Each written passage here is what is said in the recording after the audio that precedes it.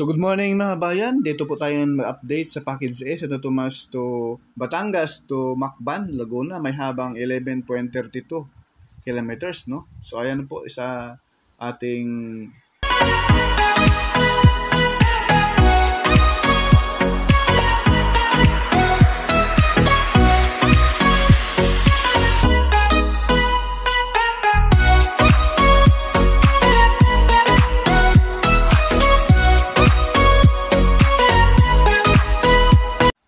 So ito na po ang mga kabayan, yung ating drone shot. Latest update ngayong arang Martes, July 8, 2025. Dito po sa may barangay sa MSM, Calamba City, Laguna. So ayan na po yung trumpet design mga kabayan, kabundok na po yan. So bali rito, kapag ikaw ay galing ng Maynila, dito po kayo sa gawing kaliwa, sa baba mismo mga kabayan. Ayan po yung building na kulay dilaw na kulay white na yan. Diyan mismo sa gilid, kanan kayo diyan, no? Tapos dito sa baba kasi dalawang palapag to, no? Kasi kung ikaw ay galing ng Lucena tapos pa-exit ka ng Santo Tomas, sa taas po kayo daan dito. Ayan, kita niyo po, dalawang palapag itong trumpet design na yan mga kabayan. Baga pasalubong bali. Then pag ano na po pakanan, paikot. Kapag ikaw ay galing ng Lucena, pa Maynila kayo, yun sa bandang kaliwa. Yung nakapurma na po yan. Hindi po kayo malito dyan mga kabayan, no? So itong package A mga kabayan, ito na lamang po ang pero maraming area sa package sa may Barangay San Antonio. Pupuntahan natin maya-maya konti, no? After dito sa MSM. Ayan po mga bayan. Yung may mga sasakyan dyan na sobrang lapad na daan, yan na po yung SLEX TR3, no? Going to Santo Tomas, going to Star Tollway, going to Lipa, Batangas, Pier, no?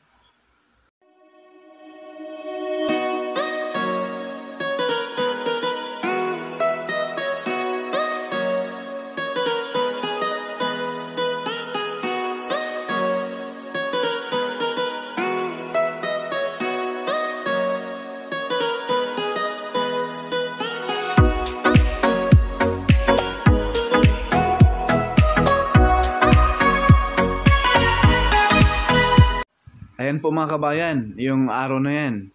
Kapag galing ka ng Maynila, papasok ka ng SLEX TR4, dito ka sa gilid na ito, yung mga building na yan, ayan. Yung may mga green na yan, oh. Kitang-kita mo yan mga kabayan. And doon sa unahan ay nilaparan ng husto yan, papunta rito sa mismong papasok nitong SLEX TR4. So ayan yung baba, yung pinaka-entrada. Gilid nitong building na ito. Ayan po, yun sa baba, oh. Yan. So, ayan po mga kabayan, yung mismong gilid mismo. Diyan po, kung ikaw ay papuntang Lucena, no? Papuntang San Pablo, Tiaong, Candelaria, Sariaya. Yan na po yung daan. Ayan, oh, nakapurma na po yan mga kabayan. Napakaraming nainis nito dahil napakatagal daw. Pero, easy lang kayo mga kabayan, matatapos rin po ito. Ginagawa po ng lahat ng kontraktor nito na mapabilis ang trabaho. Yang nilagyan natin ng araw mga kabayan, yan ang way kapag ikaw ay papunta ng Lucena, no? Dahil dalawang palapag pala ito mga kabayan, kakaiba to. Kapag ikaw ay galing ng Lucena, mag-exit ka ng papunta kang Batangas, ayan po mga kabayan, no? Nasa taas. Halatang halata na po ang forma niya. Yan po yan mga kabayan. Para hindi kayo malito, no? Kapag galing ka ng Lucena, papunta ka ng Batangas, dito po kayo sa taas na way. Then paikot, pabalik dito sa SLEX TR3. Baga tatawid ka sa ilalim ng tulay niyan pag papunta ka ng Batangas. Kapag ikaw ay galing ng Lucena. Kapag ikaw na may galing Batangas, papunta ng Lucena, doon sa kabilang side, hindi po kayo malito mga kabayan, very easy lang po. Kapag ikaw ay galing ng Lucena pa Maynila, sa gawing kaliwa, ayan o, formadong nakaano na po yan mga bayan. Nakatambak na po, semento na lang kulang yan. Kita po, no?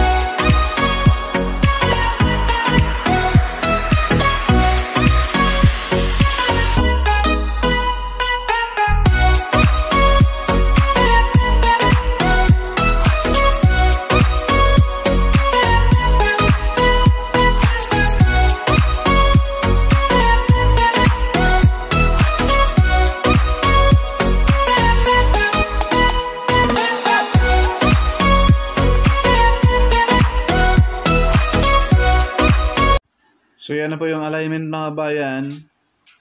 Pinalaparan na po rito. Buti na lang dito sa area ay walang bahay pa. Kasi itong subdivision na ito ay baguhan pala ang, no? Or matagal na kaso walang bumibili ng lupa. Kaya kukonti pa yung bahay rito. Pero napakagandang subdivision ito mga kabayan. Bakit? Napaka-overlooking yung syudad ng Calamba, Laguna at Santo Tomas City, Batangas. Napakaswerte kung may lupa ka rito, kung may pera lang, no? Napakaganda rito mga bayan dahil dalawang expressway na itong magkatabi, no? TR4 tsaka TR3. Kahit saang area may mga exit na, maiwasan mo yung mga traffic. Once na ito ay ma-open na po mga bayan, dahil itong SLEX TR4 kasi patapos na po yung package B, yung mga nagtrabaho doon dito na yon lahat. Isang salang na lang po itong package A mga bayan. Mula rito sa barangay sa MCM Calamba hanggang Macban, no? So ayan po, yung right side natin na daan na yan po ay pagaling ka ng Lucena papuntang Maynila ka. Kapag ikaw ay galing ng Batangas, pa Lucena ka, dito naman po sa gawing kaliwa. Ayan po yung tulay, doon sa ating mapa kaganina ay wala pang buhos late siya. Ayan po. So, kaganina mga bayan, sa kabilang side tayo. Ngayon, lumipat lang ang tayo rito sa kabilang side. So, ayan, kitang-kita po ang progress rito. No? So, wag po kayong mag-alala mga bayan. Ang medyo malaking trabaho po talaga yung bundok kaganina, yung pinakita ko po. Yung may mga heavy equipment. Kasi, babawasan pa yon yung bundok na yon. Ngayon, tuloy-tuloy naman ang pagbawas. At sa bandang paanan mismo ng geothermal doon, malaking tambak pa rin ng lupa doon. Pero huwag kayong mag-alala dahil mabilis lang yan. Baka 2 buwan ay tapos na yung pagtambak. Kasi yung bundok na yung pinakita ko kaganina, yung mga lupa doon po yun itambak sa baba ng geothermal doon. Sa paanan ng Mount Makiling mismo. So ayan po mga bayan. Talagang napakalaking tulong nito pag ito'y matapos na. So ito naman tayo sa mismong Barangay San Antonio, no? So ito po yung putol. Ayun, no? Matagal na po itong tinambak rito mga bayan, no? Yung baba na yan ay tinubuan na laang. So ito yung isang ratsadahan na to. Once na ito'y lilipat na po rito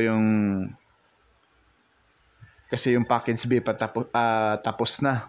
Tulay na lang ginagawa raon. So ayan sa kabilang side mga bayan ay may mga graba na yan, no? Ready na po yan sa paglatag ng concrete cement. So ang hindi pa dito na lang sa baba natin. At posible may maliit na creek dyan, gagawa sila ng tulay. Yan po yung kanan na side, yan po yung View Homes Subdivision.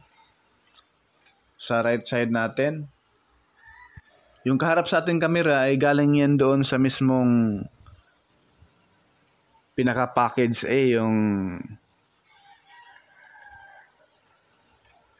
interchange mismo. So ayan po yung baba natin, oh. Ayan po, may mga tambak na rin. Ayan. May mga graba na yan, pero yan, temporaring kalsada lang po yan, mga bayan, no? Yung may mga graba, yung kulay puti, dahil dyan dadaan yung mga heavy equipment na magtatambak ng lupa. Ayan po, yung tinambak nila dati, oh, yan po sa baba natin, oh. Tinubuan na ng mga damo-damo. Yan, ayun, diretso na yan. Kaharap sa ating kamera ngayon, mga bayan, ay approaching na po yan doon sa Macban Interchange. Papunta dyan sa barangay sa unahan ay yan na po yung barangay San Pedro, Santo Tomas City, Batangas ho. Klaro po. Ayan, pinaikot-ikot ko lang yung ating drone para hindi kayo malito kung saan ito yung medyo... Sa bagay, itong portion na ito, mga bayan, konting tambak laang dahil ito'y mataas at wala gaanong trabaho rito. Konting tambak lang ng graba, lupa, graba, no? And then, semento na. Barangay San Pedro.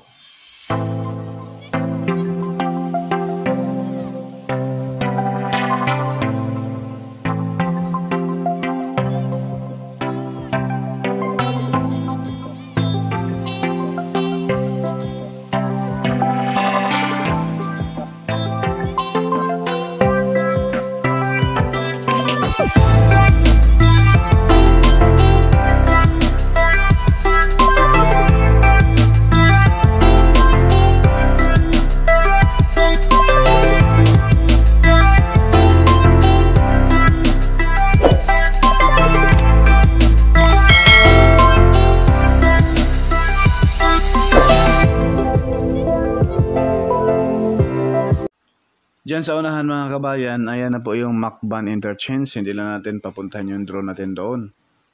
Ayan po, oh. Kita na po yung unahan, mga kabayan. Lagyan na natin ng araw para hindi kayo malito. Yung portion na yan, mga kabayan, ayan na po. Yan. Kaya malapad yan dyan. Yan na po yung Macban Interchange. May buhos na rin po. May mga update na rin po tayo dyan, mga kabayan. Panoorin na lang po natin. Pa-share na rin. Hindi ko na iabot pa doon dahil sa ang haba na po ng video natin, halos 13 minutes na mahigit, ano. At yun naman po yung bundok na may mga upload po tayo, yung bundok na simentado na po ngayon. Yan na yung bundok na simentado na, yung nahiwa na yan. Barangay San Agustin, Santo Tomas City, Batangas. So yan lang po, mga bayan, yung ating update rito sa SLEX TR4 Package A. Maraming salamat at God bless po. Ingat po tayong lahat.